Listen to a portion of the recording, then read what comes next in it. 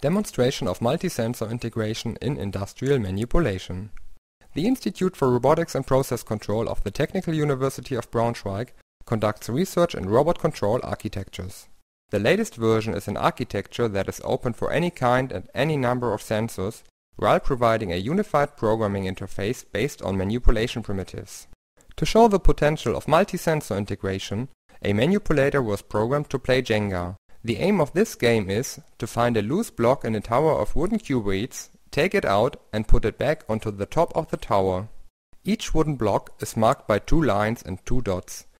2 CCD cameras survey the tower and are connected to one PC that is dedicated for image processing.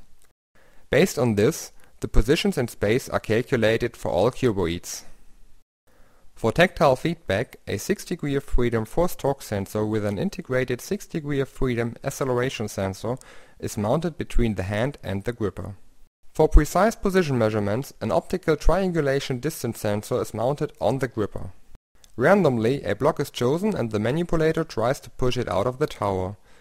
If the counterforce gets too high, or if the cameras detect a dithering tower, the next cuboid will be chosen. Once a block could be pushed far enough, its contour is precisely surveyed by the distance sensor. Now the block can be gripped exactly centered, such that the tower will not move when closing the gripper. In order not to damage the tower, all transversal forces and torques are eliminated while pulling out the brick. To put a brick back onto the tower, a force-guarded manipulation primitive is set up, which lets the manipulator stop when a certain force is exceeded.